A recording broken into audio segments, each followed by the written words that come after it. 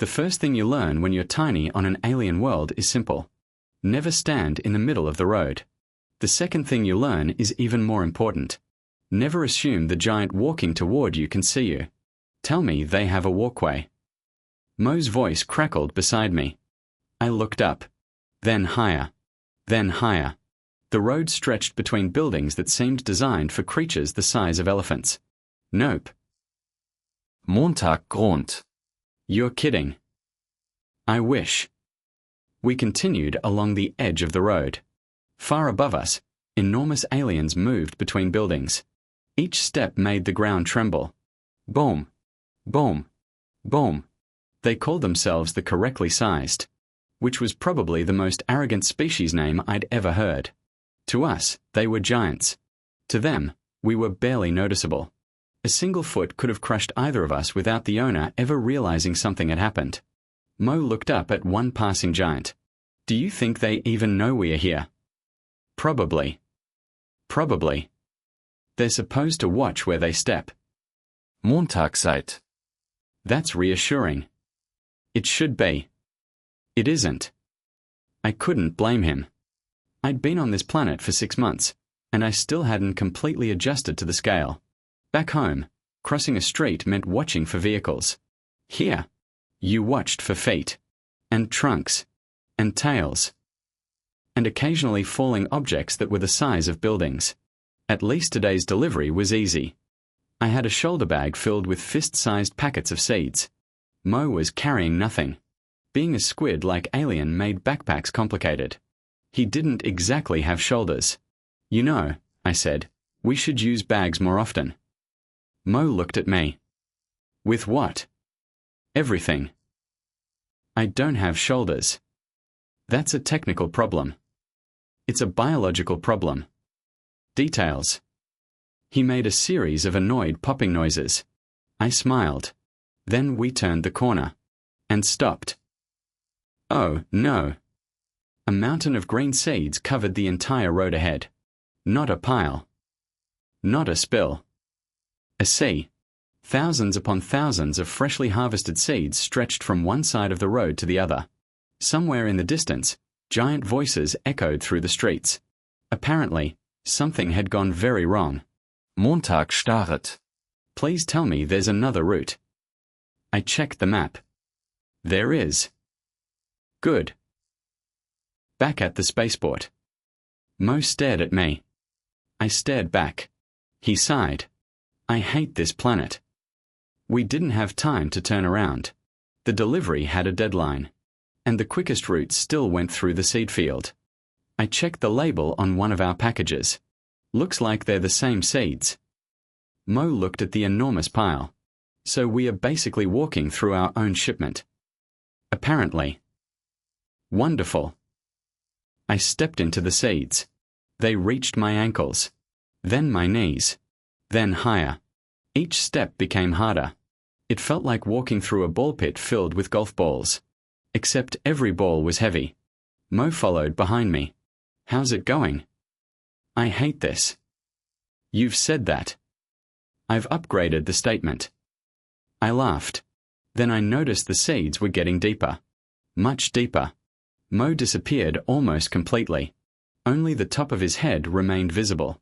Then he popped back up. I officially hate this. You want me to carry you? No. A second later. Maybe. I crouched. Mo climbed onto my back. His tentacles wrapped around my shoulders. Comfortable. No. Good. Very funny. I started walking again. The extra weight wasn't terrible. Strange. Absolutely. Imagine carrying a backpack that complains directly into your ear. That's what Mo was like. We were almost halfway through when the ground suddenly shook. Boom. Then again. Boom. Mo tightened his grip. Giants. I know. More than one. I know. The footsteps got louder. I looked toward the intersection.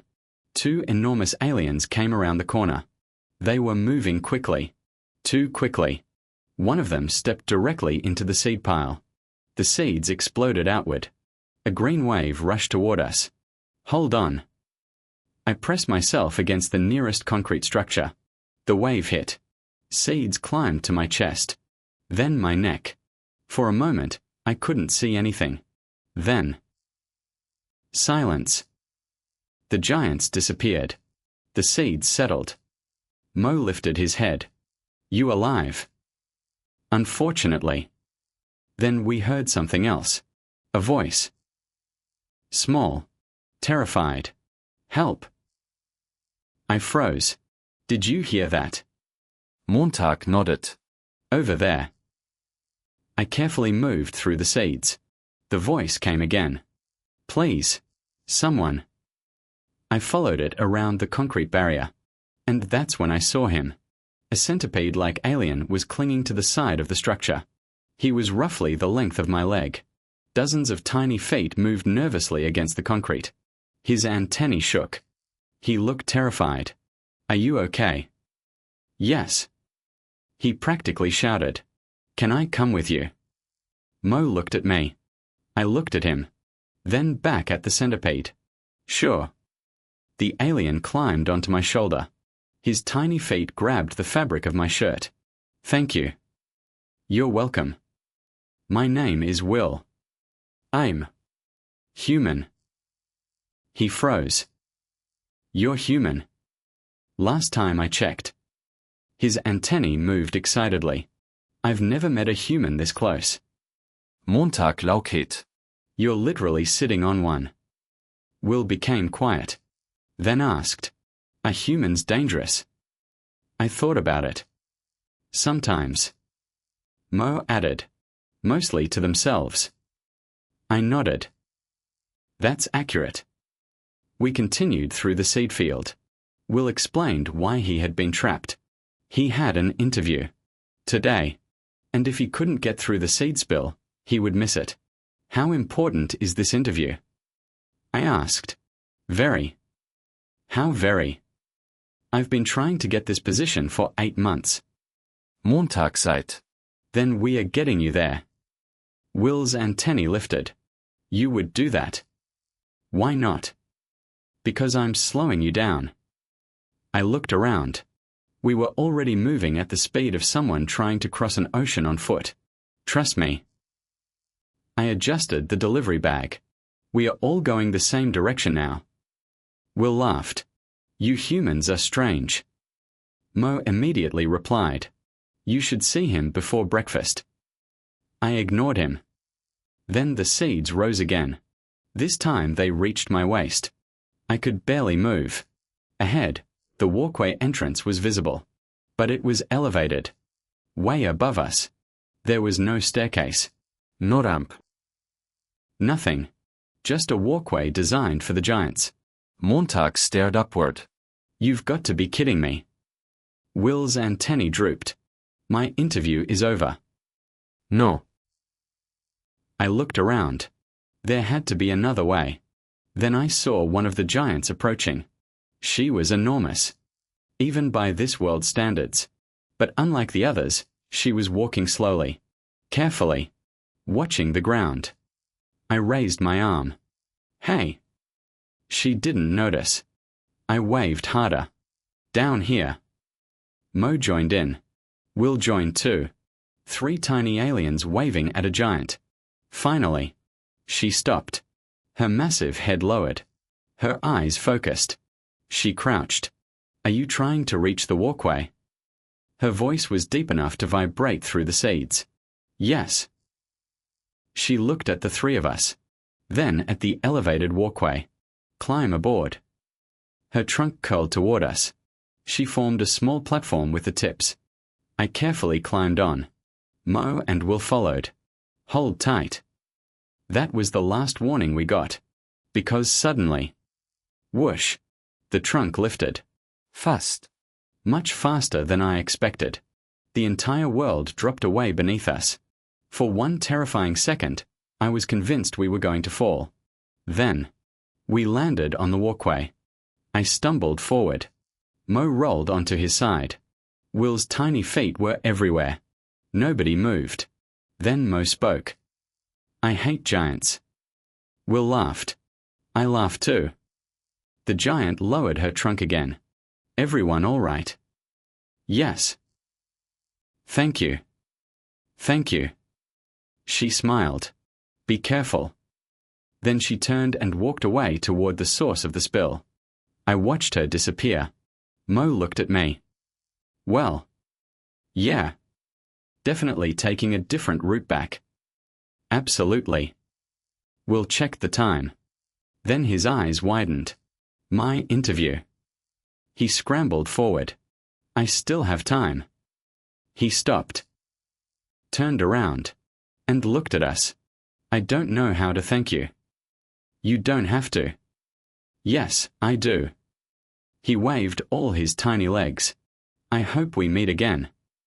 Good luck. Will disappeared down the walkway. Mo and I continued in the opposite direction.